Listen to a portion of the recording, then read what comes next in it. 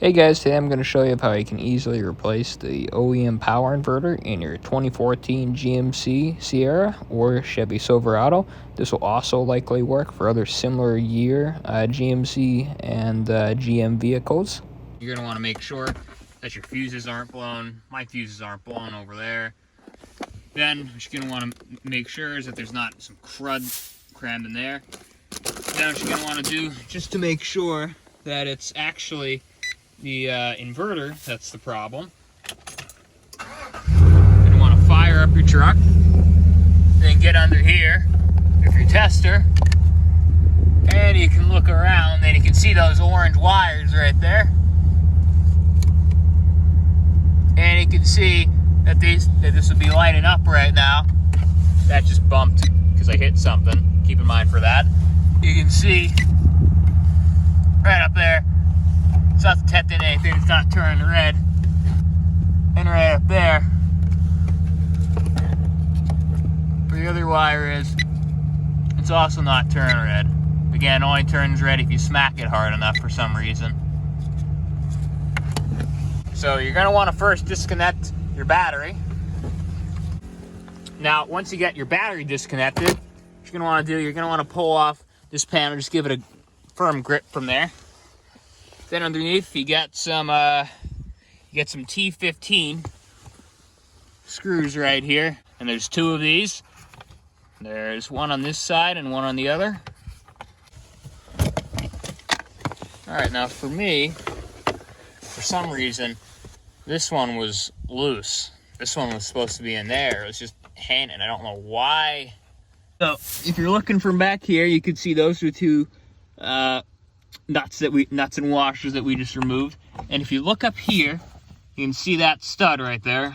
Don't mind my cut, that's Sharpie, not blood. And if you look back there, you can see you got a nut right there. So I got to take that off as well. All right, so again, can you see it?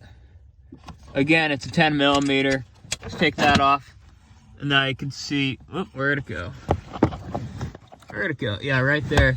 You can see it now, it's loose. Now you got a connection back here. Again, make sure that your battery is disconnected and you've turned the headlights on to get any residual juice out of here. Even if this thing's dead, you don't know that for sure. And it's 120 volts, so really want to be careful with it. So now you're going to want to finagle with this connector here. Down, just wiggle it.